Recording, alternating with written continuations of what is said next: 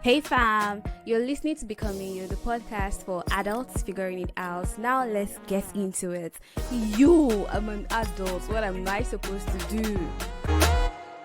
So, do you think the spirit of Pan-Africanism is youthful and vibrant? Oh, yes, yes, yes, yes. I definitely agree. I do think that it is what unites people and foster a semblance of solidarity, right? So Yeah. when Brazil evokes Black Lives Matter, people in the US, people in South Africa understand, or Europe, understand that evocation and what it means, and then to their own local spaces. I think it's definitely still very much alive. You even have younger folks now interested in conversations around Nkrumah, Thomas Mm. Sankara, and co. Right. So definitely, there's Okay. something said about that. Okay, I kind of have like a different opinion though, but we'll get Mhm. into that later. No Uh, problem. No problem. okay, so I've been in Brazil for like how long now? I think close to 3 years now. Yep. And Mhm. I met you on one of your academic research visits to Brazil. And so there's something like I meet people a lot that would, ask me questions, as a foreigner in Brazil, what do you miss the most about where you come from, about Nigeria? Can you guess what my answer is? Food or No, not? they have everything. Yeah, I mean, Yeah, they have pepper. Yeah, they have fufu. Yeah, they have stuff. Yeah. everything. But Yeah. one more guess before I tell you what it is. Man, it's tough because especially being Bahia, you know. Yeah. It's the resemblance to Africa, whether Nigeria or Ghana, is very striking. I mean, I guess my guess would be your family Yes, exactly. Community. community. Exactly. Yeah, my family, my friends, like, being unable to like travel back home. I have all my friends planning to like leave Nigeria as well. Most Mhm. of my friends are planning to travel to different countries. And I keep wondering, will that community I miss still be present in Nigeria? And that's like one question I keep asking myself because there's this mass immigration. I think the same is with Ghana as well. I'm not sure. Yeah. Yeah, definitely, definitely. Yeah. People are leaving, not just Ghana, even Senegal, right? Yeah, exactly. So, on this episode, we'll be talking about this gradual shift from communal living, from having that community into like this individualistic mindset where we have like people just fighting for themselves. It's like Nigeria is not working, the government is not working. I have to make something happen for myself. So, that's what we're talking about on this episode. And I hope it's a great one. And we're able to like have a very casual, nice, educative conversation. I'm so anxious. You can tell, like, I don't know why, honestly. But it's Yeah. nice that I will not be yapping alone. I have a fellow yapper. So Bright is actually also a yapper. My Ghanaian brother is like an historian, a lecturer, researcher, and his name is Bright Gyamfi. Did I pronounce your surname right? No, you got it. You got Okay. So would you like to like tell my audience more about you? Who you are, it. what you Yeah, do? I'm very excited to be here. It was nice meeting you in Brazil at Ciao, Yes, yeah. Europe. Yeah, the Center of African Studies in the diaspora. Me, I'm an intellectual historian. I I was born in Ghana, and I take Ghana as an important research starting point. Not necessarily because I was from Ghana, but because of what Ghana meant to the Black diaspora, to Africans who were fighting for liberation. Right. So we have in 1967, as some of your audience may know, Ghana gained its independence. Right. Took its independence from Britain. Yeah. And for so many folks from continent as well as from the diaspora, Ghana represents the destination of radical hope. Right? What does it Well, I mean feel to like you're be? hyping Ghana a little bit too much, but yeah. Go I, I, on. Go you know, on. the time that even my fellow Nigerians were looking to Ghana. What's going on, right? So, but for so many people, that radical hope came to an end in 1966 with the overthrow of Yeah. Nkrumah. Nkuruma. Uh-huh. For me, I am arguing that 1966 is not a moment of rupture. It was actually a Mm. moment for transformation where you have these exile intellectuals being pushed into the diaspora. Hence my trip Yeah. where I Yeah. met you. So yeah, this is part of the work that I'm interested in. Where do activist intellectuals Mm-hmm. when you can no longer be an activist in that particular country? Mm-hmm. And you said something. You said you're an intellectual historian. So what's the difference between being an intellectual historian and being like just an ordinary historian? So, that's a great question. So, in history, we have different fields. So, there are some people who are interested in ideas. So, we call Mm-hmm. them intellectual historians. So, for example, I'm interested in how certain ideas emerge and what happened to those. Okay. And we also have folks who are interested in economics, right? Okay. And so those are economic historians. They try to assess Mm-hmm. what leads to development, or what leads to, or what contributes to underdevelopment, right? Mm-hmm. Have social historians. We have people who are interested in just the daily lives of folks and how are their social interactions shaping Okay. the world around them. And we have Okay. politicians as well who are interested in politics, right? How does Mm-hmm.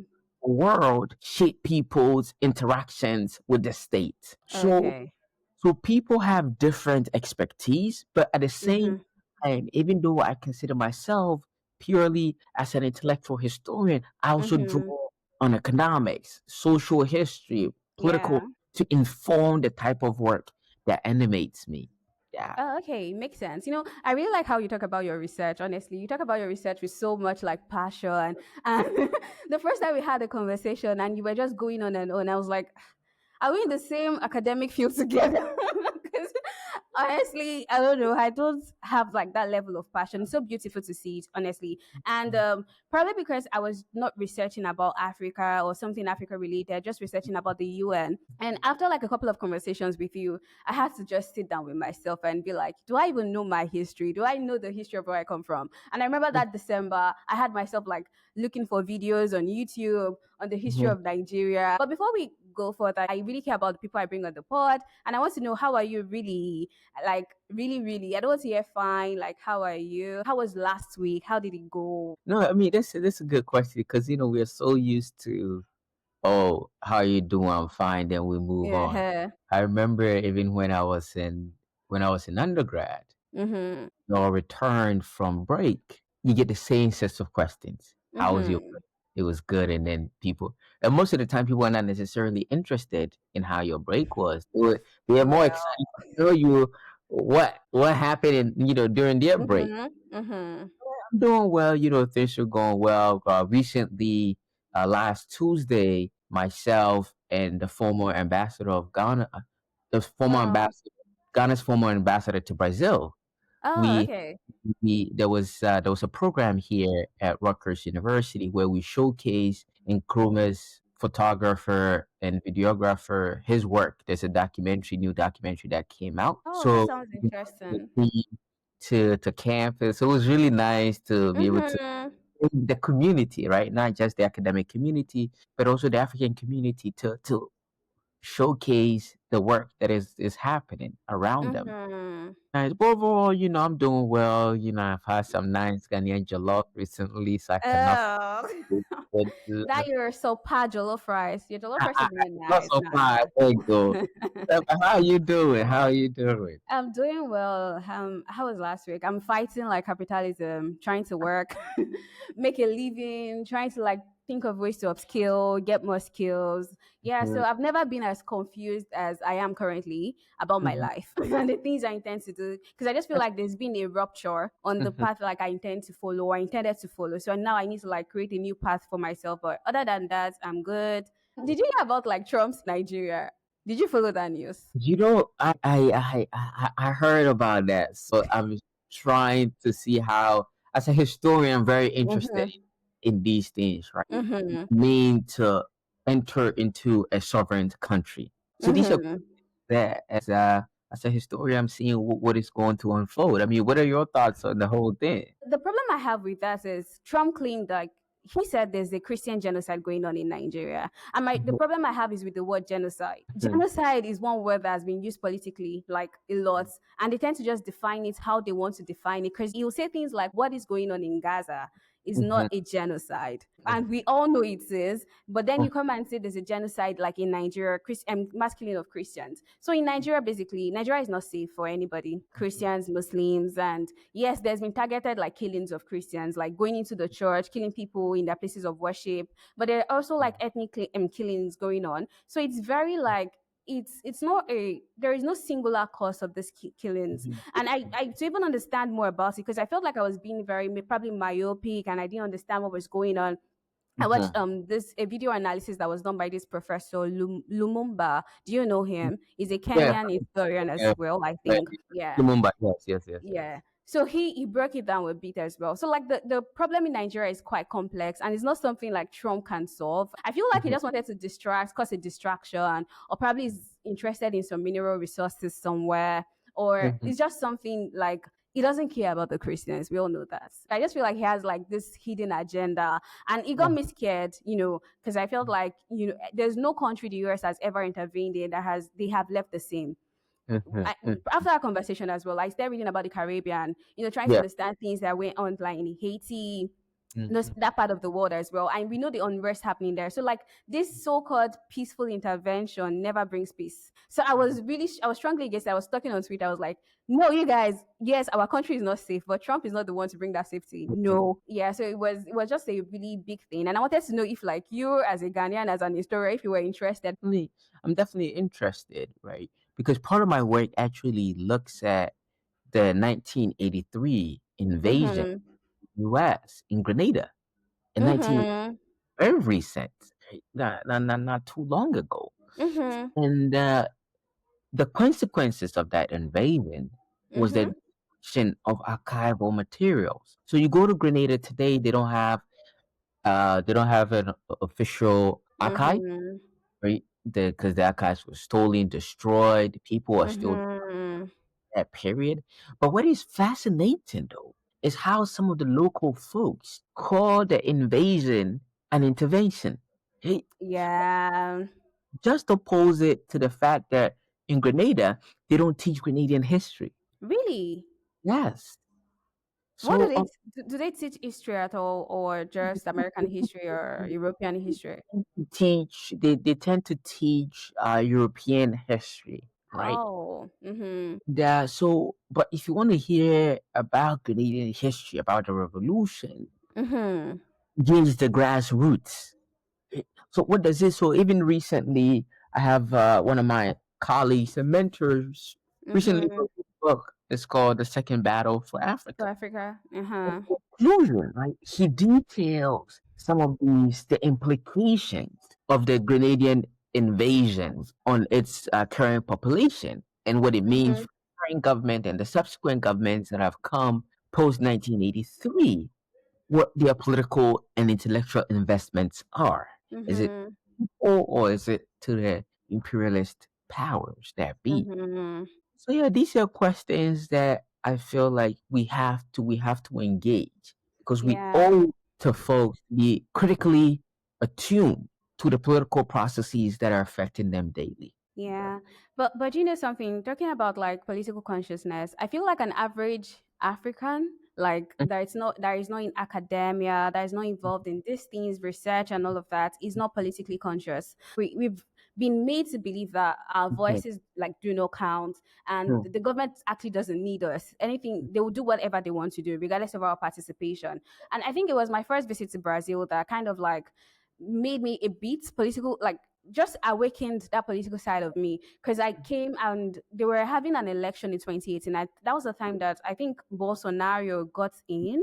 Yep. mhm. So like the youths were actively involved, like on the campuses, everyone was talking about their political process, about the candidates. The candidates who were having debates, but it's not the same for us where I come from. I don't know Yeah. how it is in your country as well. Everyone just thinks for themselves right now. And now we see a leader with bad political policies. We see a Mhm, leader like that has bad political history. mhm. And we hear people say things like, I know this guy is bad, but he has to work for me and my family. And they go to church and start praying like, let this administration favor me and my family. Yeah. And I just Yeah. feel like I was just tracing all these things back to individualistic like mindset that we've come to have as a people. We don't see it as like Nigeria has to work for every one of us. It's like if Nigeria works for me, it's fine. And Yeah. somehow Gospel of Prosperity has influenced this a whole lot because you just believe that you need to like prosper via divine intervention, not by your government working for you. So like my point is like I feel like how do we take this political consciousness beyond the academic setting? People are not reading books anymore. How do Yes. we Yep, so No, I mean, so the thing is, for me, recently, one of my, also to throw another book recommendation for okay. your listeners, my friend Dotu, Dotun. he Dotun, he Yeah. recently wrote this book. It's called The Queens of Afrobeats, right? Oh. And is looking at the women who worked with Fela Kuti. Oh, that's And interesting. And it, can I cut you? yeah, no, no, go ahead, go ahead, I go was listening ahead. to a podcast and they interviewed like the queens. It's Fela Kuti Fear No Man. It's on Yes, yes, Spotify. yes, You yes, know yes, the yes. podcast? So they actually, so my friend's work was also what they used to inform the podcast. Oh, that's great. Yeah. So Hmm. they do mention, it. Oh. It's an amazing podcast. And I Hmm. bring it because we're talking about political consciousness, right? Hmm. Music as an important place to raise consciousness, right? And Well, through history, we've seen it. We've seen it from Bob Marley, right? We've seen it. I mean, if you study Bob Marley's music, it was produced in the midst of political violence in Jamaica. yes, yes. What does that tell us? That we need musicians who are also informed intellectually of history. By which Well, I mean, because these things go hand in hand. they do. Mus- Musicians, I mean, you talk about Fela, praises Fela for his activist. You know, Mm-hmm. Fela is deeply a student of history. He comes to, Mm-hmm. he understands the Black Power movement. He understands the work that his mother did. Mm-hmm. Although he introduced his mother as the first woman to own a car, is which is See, very crazy narrative. very Yeah. creative, right? People like Dube, Lucky Dube. It's Mm-hmm. So for me, even in the classroom, I bring this music to bear. At Rutgers, we are currently in the process of trying to organize a symposium between the university and the wider community around Afrobeats, right? To try Oh. to engage people, the Mm-hmm. political messages that these artists, because they're not just producing music for music's sake. Okay. I mean, you Yeah. Fela's music. You put it Okay. into account the political atmosphere. You Mm-hmm. remember to his mother.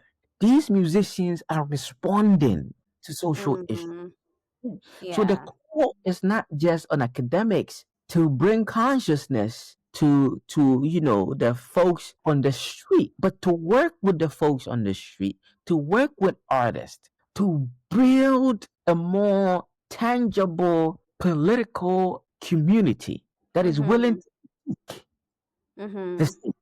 That's why I mean, in recently, even in the U.S., the student protests that we Mm-hmm. saw during COVID and also, post COVID, the student protests are very critical because they become the consciousness of the state. So we Mm-hmm. need, but there's also something to be said about travel. When folks like Nkrumah, Azikiwe, and co traveled outside, that was when they began to think more in terms of Pan Africanism.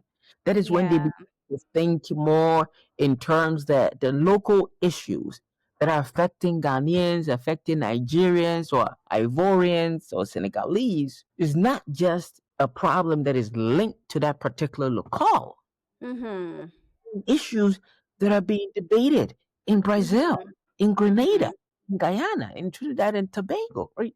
So what does it mean for us to then have an overview of this issue and then diagnose it as a global issue, right? That's why Pan-Africanism as a framework can get us close to those Yeah. conversations. Does that mean it's Mm-hmm. perfect? But it allows for a broader international conversation. Well, and I don't want to forget some of these things, but let me see if I can remember them. I'll start from the Fela point. And it's so nice that to see that Fela is kind of like the voice or his musical sound is kind of like the sound of resistance, Mhm. black resistance against Mentality, you know, inequality in the yeah. society, yeah, and things like that. I attended like so November is the Black Awareness Month in Brazil. Mm. November 20th is like going to be the day to celebrate like the Black awareness, whatever. And we had like a concert for that, Yeah. Afropunk. So I Mhm. attended that, and there was this Brazilian artist that to start a performance, she played like one of his sounds, and I was just like, wow, this is great to see how music travels even beyond the countries in which it is being produced. So like that's something interesting about music. And on the podcast, Mhm. Afrobeat, the particular episode where he talked about the queens, I almost started to like hate Fela because he did some things to the women that just pointed at his patriarchal nature. And yeah, So these are things, right? As scholars, because we cannot romanticize people like Fela, yeah. Nkrumah. So we come at it too with the complexities associated Mm-hmm. with these people, that they can Mm-hmm. sing songs of freedom, but at the same time hold ideas of patriarchy, Yeah. very oppressive Yes. to the very people that they even claim to Mm-hmm. Mm-hmm. liberate, right? So these Yeah. things that we have to debate and not romanticize these things. Right? That I Exactly. mentioned tackles these issues. The Queen's Mm-hmm. Afrobeat. I'd really love to read the book. Like, Oh, I'll probably get the link or something from you after the yeah, episode. Yeah. So, like, they interviewed some of the women and they were really excited. They yeah, really spoke highly of him. And they said things about how it gave them the courage to see that they could also speak back at the mm, government. And they also interviewed, like, some people mm, in other episodes that yeah, were talking about their political movements and how Fela was just trying to, like, tell them to understand their history, understand the power that they hold as a people, and things like that. But right now, we have artists that are not concerned with these things. yes, Like we have artists that are singing mm, about their coping mechanisms, and that is like drugs, yes, girls, mm, passes, and nobody's really singing about the struggle. Nobody really wants to listen to the songs about the struggle. And mhm, yes, I understand that music is a very, very important tool. Like everybody mhm, listens to music and it mhm, just awakens something in you. But then what do we do when the artists themselves are more concerned with the money? I just the funny thing is like there's a way the West makes and engineers of these things like in a very systematic way.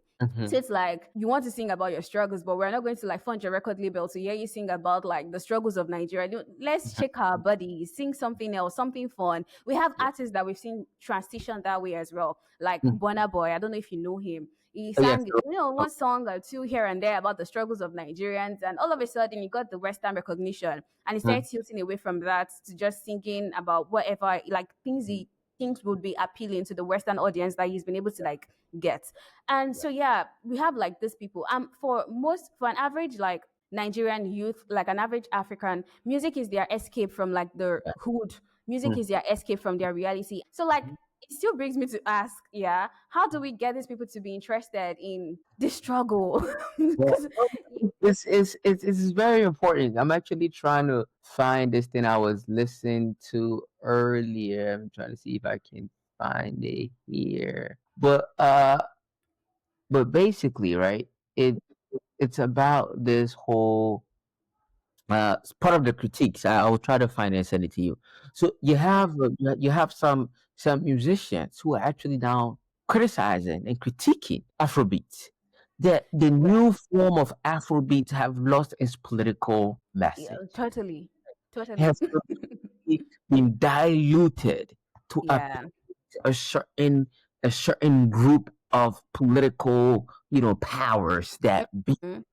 And what does that mean to have these artists, these people that are supposed to be at the forefront for liberation, abandon their duties? That their Mhm. forebears died as a result. I mean, thinking about people like Dube, who was killed on the streets in South Africa. Mhm.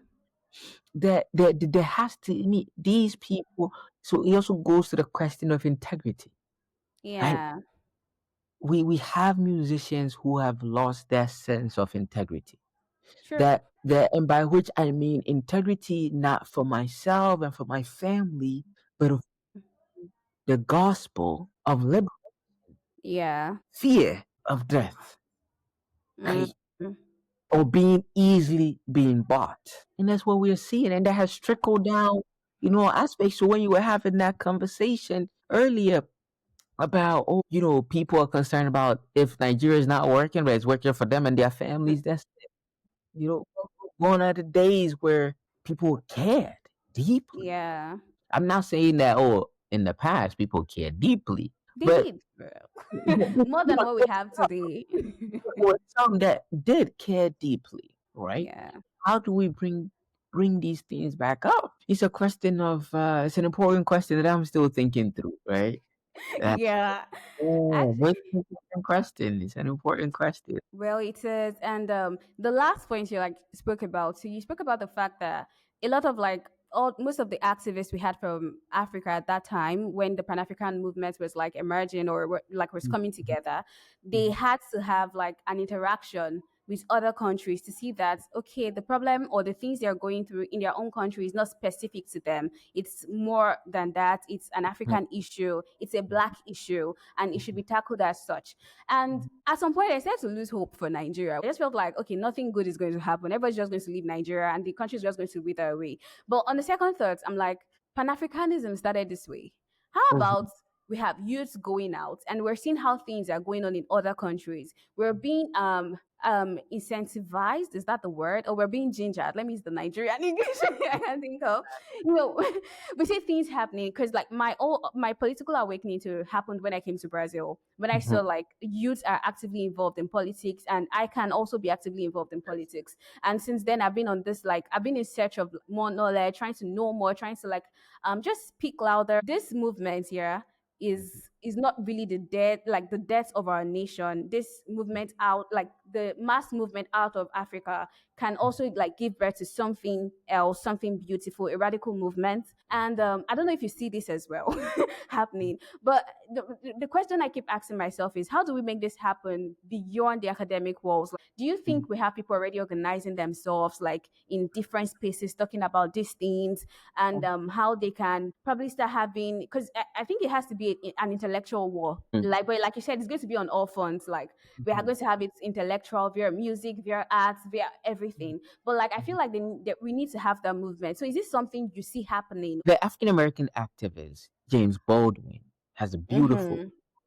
He says that hope must be invented every single day, right? Mm-hmm. And for me, I've not lost hope yet, even with people leaving Africa. One Yeah. of the things that when they leave Africa and they come to these places, as you have rightly Mm-hmm. pointed out, they become politically conscious because you're Yeah. thrown into racism and you cannot keep closing your eyes because Yeah, true. once you see it, once you're exposed to something, you cannot be unexposed, right? True. So what Mm-hmm. you also see is that there's a few or small people who are returning back to Well, Africa. well. Very small, but they're like, all right, what can we do? We Mm-hmm. have people who, I mean, during the NSARS movement, Yeah. That was a seeing, great one. seeing that, like, gathering of Mm-hmm. people, even if their demands were not met, the fact Yeah. they brought their bodies to the street Yeah. says something, right? And Well, that same picture I saw in Ghana. Mm, yeah. Even in of Kenya recently, right? Was it Kenya, Kenya? yeah, Yeah. you see the youth. I mean, what the youth is doing in Kenya. When I was Yeah. in Senegal, hashtag free Senegal, right? Mm-hmm. What I was seeing. So when I see all these things, right, and then of course, as you mentioned, in Brazil, Mm-hmm. seeing that in Brazil, seeing that the young folks in Grenada, although they're not being taught their history, trying to Mm-hmm. learn on their own, seeing all these things for me shows Mm-hmm. the struggle is not over. The Well, it can be over. people are still, plotting. Mm-hmm. There's an old proverb that says that if you think you are too small to make a difference, that means you have not spent a night with a mosquito, right? Okay, how does that work? So when I see these efforts, Mm-hmm. uh, even Senegal recently electing a very young president. Yeah. Mm-hmm. These things are not perfect, and we cannot also romanticize and put all our hopes. But you Mm-hmm. see something happening. So for me, the question: what keeps propelling people to keep coming to the street when they could easily also say that? We have been doing this for years, and there's nothing to show for Yeah. it. Right? That Mm-hmm. that is, as a researcher, that is Well, something that. there's still hope. There's still Yes. hope. Yeah. So you've been in the US for like a very long time. But you stayed in Ghana for a while as well. But how would Yeah. you define like the community you left behind in Ghana? Like the traditional idea of community we had in you had in Ghana at the time before you left. How would you describe it? I mean, it was nice. We always get together. We hanging out. You Mm-hmm. knew our neighbors, all these things, which is, of course, tends to be drastically different in the U.S. You don't tend to really know your neighbors, but at the Mm-hmm. same time, I remember when I was in undergrad, Mm-hmm. we formed our own community, right? And Well. even within like pockets of of certain cities, and Mm-hmm. you have Africans forming communities. Right? You Well, take, that's for true. example, in Chicago. Chicago has one of the biggest cities that has a huge Ghanaian population. Every summer, Mm-hmm. together and do Ghana Fest, right? Hmm. And together, there's music, there's food, there's all these things to remind people back home. But if you're also not lucky and you're living, for example, where I used to live in San Diego, there's not a huge Ghanaian population at all. In You begin Brazil. to begin to for Yeah. community. It is one of the reasons why I also wanted to move to the East Coast, because the West Coast Mm-hmm. is like foreign country. But in the East Coast, you begin to see more emblems of community. There are Ghanaian Mm-hmm. doctors here, Ghanaian nurses. So Ghanaian restaurants, all these things. Like, Oh. so you have a mini community on the East Coast, right? I can walk into the store and I can hear Ghanaian speaking tree. Hmm. Do you know You- that Right. in Berkeley as well, there's a huge Ghanaian like community. I Mhm. attended a Ghanaian church. I forgot the name of the church now, Pentecostal church and stuff. And one thing I learned from the church is just saying, "Hey." Yeah, you know how people and hey, But you guys are bro, really cool, honestly. You guys are really cool and really like homely. But do you think that the hustle culture, in a way, is and the economic pressure we have to like face as youths is making us like more self-centered and yes. less community driven? Oh yeah. I mean, I agree, because you look at the U.S. Most people have a lot of student loans. It cost my Yeah. undergraduate. It cost about $70,000 Oh. a year to go to college. Oh. So 70 times four. That's what you're looking at. To at least 80,000 Mm-hmm. now, if I'm doing my math correctly. So I mean, that's a lot. And then people go on to do master. So what you're doing is you're heaping The debt, debt. Yeah. and then the cost of living is ridiculous. I mean, now It is. the average home, like the average home is about $1 million. The average That's salary insane. is like 65, $67,000. In the US, Mm-hmm. a lot of young people have even closed the idea of owning a home. People are now even talking Mm-hmm. about college even worth it, right? So Yeah. trying to survive, a lot of Americans are living from paycheck to paycheck. So when you Hmm. have all that, it makes people, all right, it's about me and myself, or Yeah. it can be me and my immediate family. Yeah. So, So so is that people of like anxiety and stress have also skyrocketed. everybody's just angry? Oh, Everybody's angry. They have bills to pay. But so, like, is it safe to say like capitalism, globalization has increased this sense of individualism beyond America, now beyond the US? of course. I mean, I Yeah. would definitely agree, because it's coming. I mean, it's becoming too much. When you see, I mean, the folks on Wall Street make Mm-hmm. billions of money. Yeah. Your regular folk cannot even buy bread. That Yeah. disconnect. The disparity is insane. Yeah, Mm-hmm. the so-called American dream is nowhere to be found. Really, I questioned that, and I questioned the whole thing, like the whole idea of American dream when I came, because I was just like, "What's going on here?"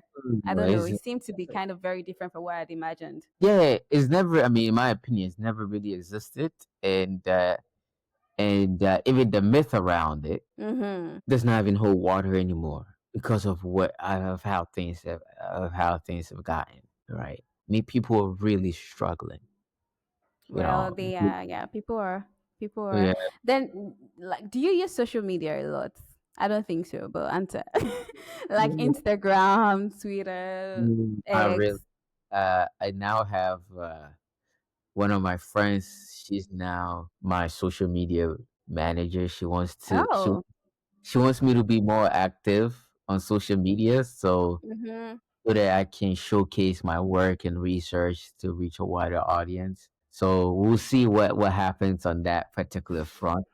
But Okay, so yeah, as someone who is not like as active, do you think you're able to build more proper connection with people and you're able to like care more about people because you're not on social media or social media doesn't really play a role in that? yeah, I mean, I think so because I might be wrong, but I do feel that Mm-hmm. so many people on social media are caught in this theater of performance, right? Hmm. You'd have to And speak more on that. the theater of performance, by which I mean, it's like I'm trying to compete and show off the things that go. Okay. You have, oh, like, I went here, I put pictures here, I did this, just to put an image that is Yeah. not, reflect one's actual realities. So when Hmm. people begin to struggle, they struggle in silence because when you go ask for help, they're like, this person does not need help because they're from their social media. They're They're balling. well, thank you, right? No So one, so nobody wants to see you struggle anyway. Nobody wants to see the bad side of things. They only want to see your wins. I mean, you're going online now. What would you post? You post only the good things, like, "Hey, I gave a talk here. Hey, I did this. Hey, I did that." but what I'm saying though, there's that theater of performance Yeah. because it's not about, and this is, I mean, I was even reading recently that a lot of people are now trying to do surgery so that they look like the way when they use filter on Oh, you're just reading on about that. It has been going on for like so long. Like, people are yeah, modifying their bodies, their faces, yes, because hourglass shapes. why is that? Because of the theater of performance. Well, that's true. I and Vasari were going through like Twitter this morning, and we saw this babe that went to remove her ribs. Yeah, I think she has just four left out of 24. She left just four, like two. She removed like 10. I was Why? like, how? I don't know. She like it didn't make any sense. This girl is just 23, just 23. She Wow. hasn't lived. She hasn't done anything, and like we couldn't just like understand that. Like why? Goes back to the pressure of, because people are seeing things on Yeah. social media. So I want to be like that. That's what I'm saying. That there's that performance, but people are Well, not. there is. Yeah, but because people are not coming and talking about the side effects on these things. You Well, know, they aren't. They aren't. Hmm. That is the theater of performance, because the theater of performance is disconnected from reality, right? It's like we Well, go to this place, this imaginary place, right? mm-hmm. But that imaginary place, people now read it as reality. Yeah. And the Like, funny thing is, I'm going to Facebook, I'm going to Twitter. I see these things are locations. And even mhm, recently, because I was reading whereby now people are engaging with AI. AI have become people's companion. boyfriends and girlfriends and partners. Yes, I found that crazy. Like I saw it. I think it was New York Times that did like an article on it, and I was like, huh. This is mental illness, like It basically. works, right? So you couple that with social media, the performance, and all these things, and what is going to happen is that you're going to have a significant reduction on human to human interaction, because first of all, a Well, lot of young people don't even know how to have a phone call. You call people, they're panicking. It's like, text me. I Oh, like text. seriously, it's like crazy. You Are know, you serious? People don't want to talk again. no, I mean, a lot.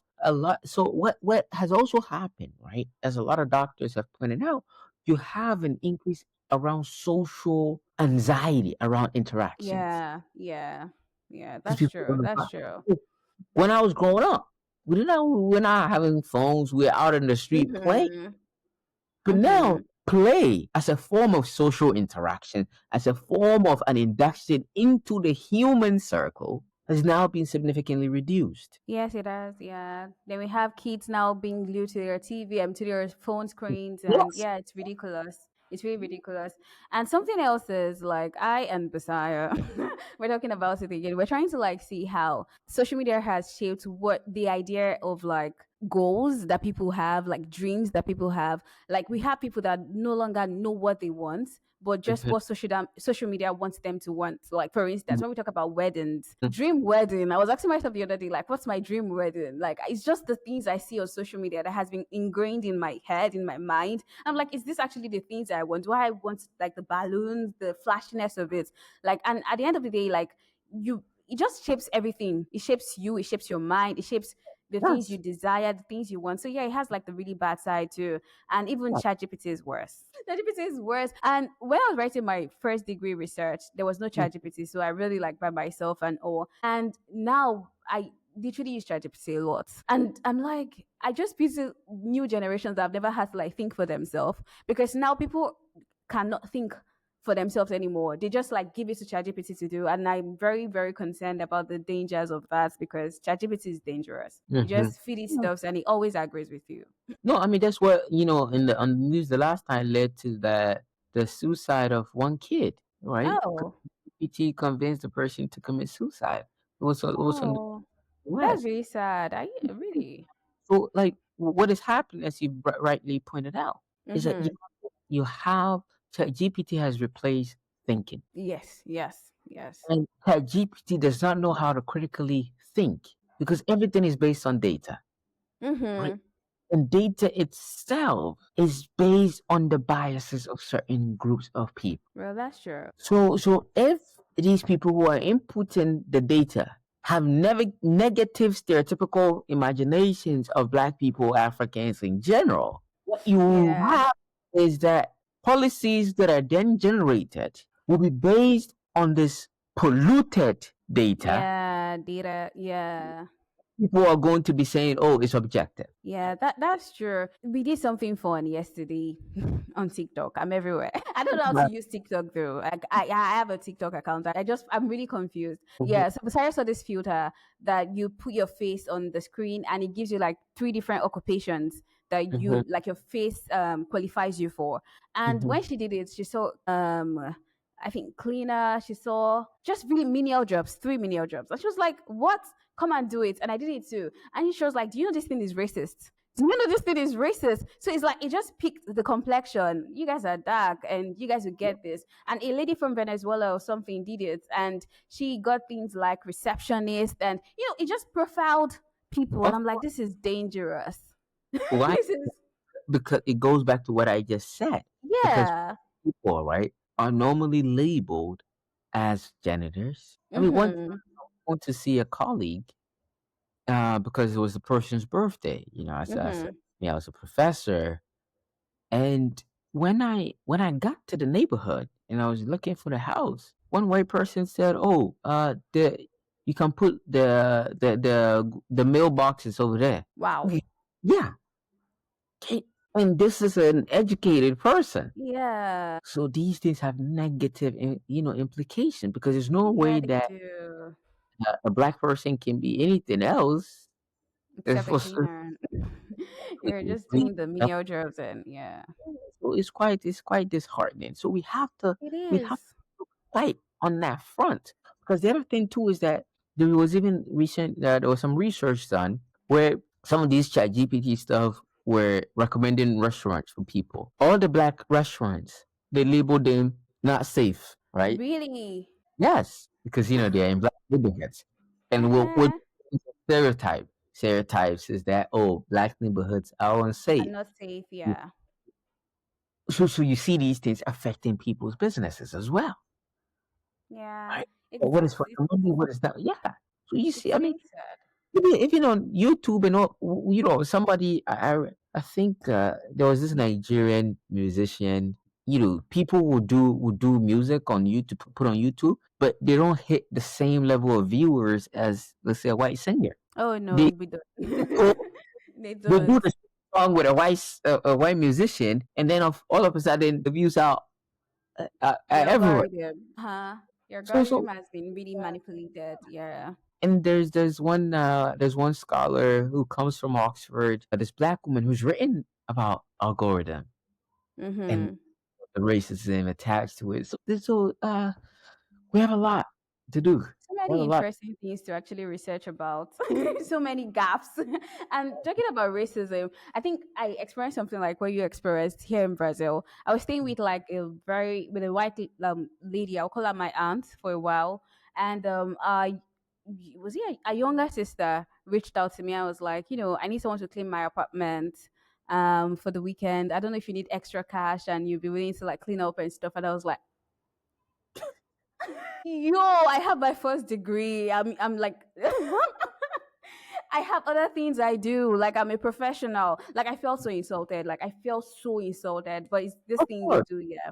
Yeah. And Mhm. it's very subtle. And like you said, when you see racism, you can't unsee it. You No, see no, it no. and you're very like you become very aware of the Yes. things that are happening around you. No, because racism kills. I mean, there's a health aspect of it, Yeah. right? Because there is giving people diabetes, all these things, because to be constantly trying to make sure that everybody else is safe, Mm-hmm. threat, right? Because for example, I mean, as a black man, if I'm walking at night, I have to be thinking that, oh, Yeah. just be what it's my walking making somebody feel unsafe, right? Unsafe. Yeah. Boys cause these things the double consciousness. Yeah. It's crazy. Yes, It's a it's lot. a A lot.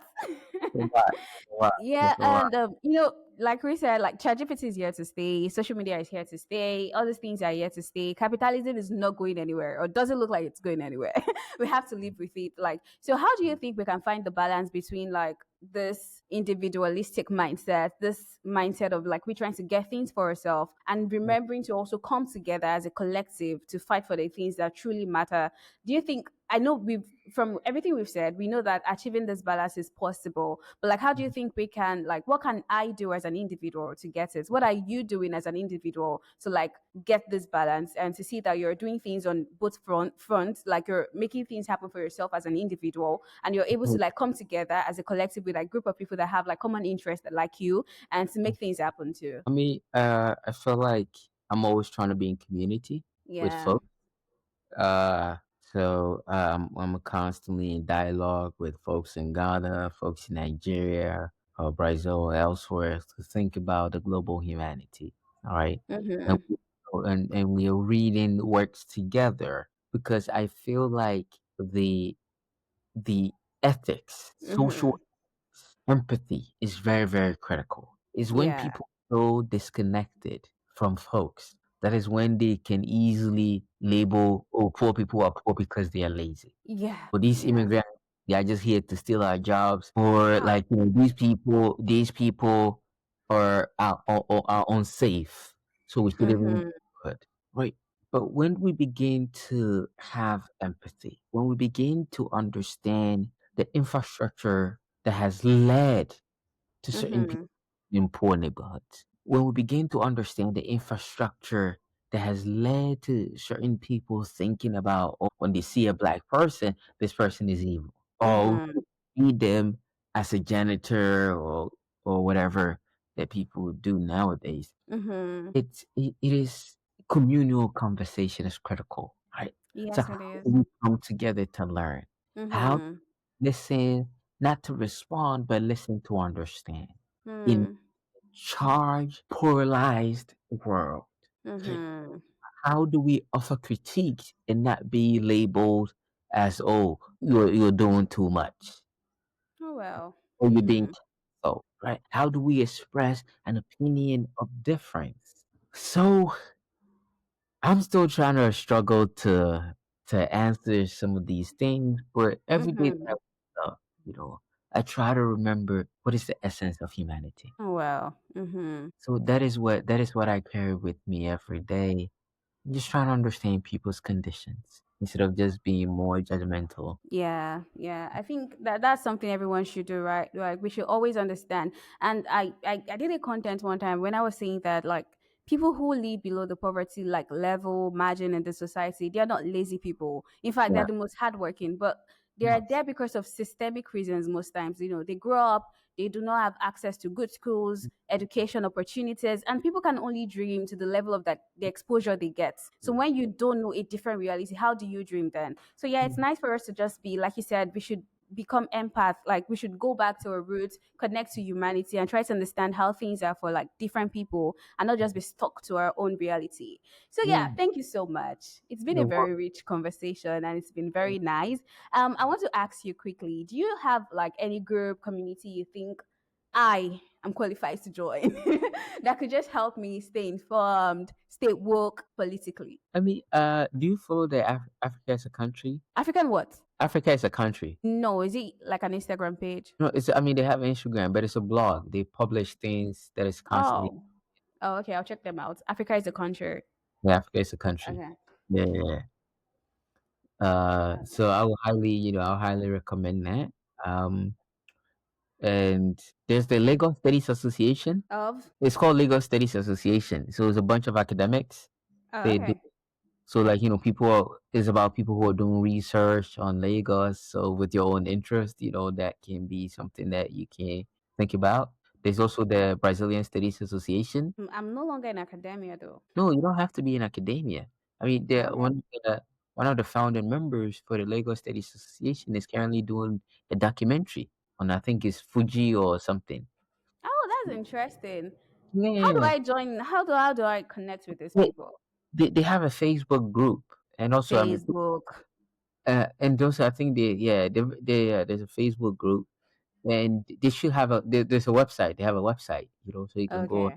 and learn more. So it does not necessarily have to. Oh, you have to be in academia to be able to be part of these groups. Right? Mm-hmm. Or what is happening? Let me read here. Let me think here. Wow. Let me see. Mm-hmm. Because at the end of the day, we're all intellectuals. You know, Oh, at the end of the day, right? so, Okay. there's a last, one last African proverb. It said, "Everybody has knowledge except for those who Mm-hmm. questions." So Except for those who. who don't ask questions. Oh, okay. Yeah. As long as you're asking questions, which you're doing on this amazing podcast, right? We are Yeah. intellectuals. Well, all right. Yeah. Thank you so much. And thanks for the indications as well. I'll check No, them out. Hopefully, I find something I connect with because I don't want this fire to die. don't I we don't don't want it to be die. in community. That's why we have to be in community. Well, do you want Mhm. to share like your new Instagram handle for people to follow, or you're fine and you're just Oh yeah, good?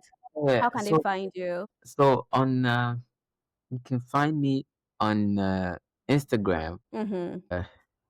Let me try. So it's Gyamfi underscore ph dot d. So that is Underscore ph.d. Okay. yeah, D. Yeah. So that's my Instagram account. I try to post there, and then my Facebook is just my name, Okay. and Twitter. I have a Twitter account which is called what's my Twitter? Yeah. Also at Genfi underscore PhD. PhD, not ph.d this time. Yeah. Yeah. PhD. You Yeah. want everybody to know that you have a PhD. Hi, African man. No, African man. I'm a public intellectual, so I use this not because I don't post my personal life Oh, on. okay, okay, okay, But okay. everything I post is just intellectual content. Yeah, I've never posted my personal. You don't want them to humanize you. Why are you not posting your personal stuff? No, no, no, because I also do believe in having a private life. I Well, suppose. that's cool, actually. So that's the thing, because I also have students following my social media. Oh, okay. All right, now thank you so much. You guys, I hope you've learned one or two from this conversation. Let's remember not to like be individualistic and selfish. Remember, like to think about your brother, think about the community, think about Nigeria, think about Africa, and try to engage. And also, I'll be writing the groups that Brian has indicated in the description of this episode. And if you're willing to join as well, and we can start something too, me and you. If you're Yeah. interested, just hit me Yes. up. All right, Yeah. guys, remember to like, share, subscribe, and rate the podcast on Spotify. Thank you so much. And thank you, Bright. Thank Oh, you so, so much. And thank bye, you. guys.